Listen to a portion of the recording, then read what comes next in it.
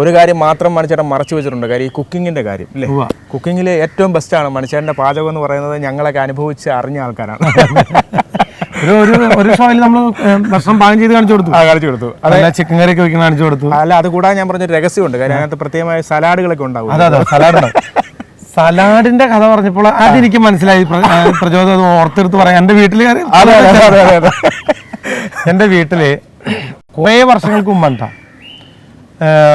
മൂത്തളിയൻ എൻ്റെ വീട്ടിലെല്ലാവരും ഒരു വിശേഷ നാളില് ഓണത്തിനെല്ലാവരും ഒത്തുകൂടിയിരിക്കുക. വിശേഷം എന്ന് പറഞ്ഞാൽ എല്ലാ ദിവസവും വിശേഷ നാളാണ്.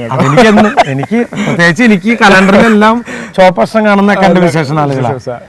എൻ്റെ കൂട്ടുകാരന്മാർ കളിയാക്കും, അവിടെ ഒരു ചുവപ്പക്ഷം കാണുന്നുണ്ട്, ഇന്ന് അവന് പടക്കം പൊട്ടിക്കാനുള്ള വകുപ്പായി എന്ന് പറയും.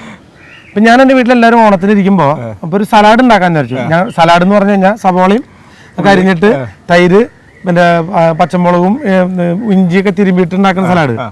അപ്പം ഞാൻ എന്താണെന്ന് വെച്ചിട്ടുണ്ടെങ്കിൽ ഈ സലാഡിനകത്ത് വീട്ടിൽ ആരെങ്കിലും കഴിക്കാൻ വേണ്ടി വാങ്ങിച്ചു വെച്ചിരുന്നു ഒരു കുപ്പി ഹണീബി ഉണ്ടായി, മദ്യം. ഒരു കുപ്പി ഹണീബി എടുത്തിട്ട് ഞാൻ വെച്ചിട്ടുണ്ടെങ്കിൽ ഈ സലാഡിലോണ്ട് ഒഴിച്ചിട്ട് സവോളയും പിന്നെ ഈ തൈരും ഉള്ളിയൊക്കെ ഇട്ടുകൊണ്ട് കുഴച്ചു കൂട്ടി നല്ല സെറ്റപ്പിൽ ആരറിയാണ്ട് അടുക്കളയിലൊരു സൈഡിൽ ഇത് കൊണ്ടുവച്ച് ഉച്ചയായപ്പോൾ കംപ്ലീറ്റ് ആൾക്കാരും ഇതിൽ നിന്ന് സലാഡ് എടുത്ത് കഴിക്കുക.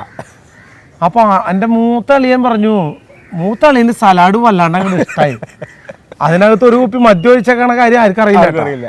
അപ്പം മൂത്താളി ചോദിച്ചോട്ടെ, ഞാൻ മൂത്താളിയൻ. അപ്പൊ എങ്ങനെയുണ്ടെന്ന് ചോദിക്കും. എങ്ങനെയുണ്ട് അളിയ സംഭവം?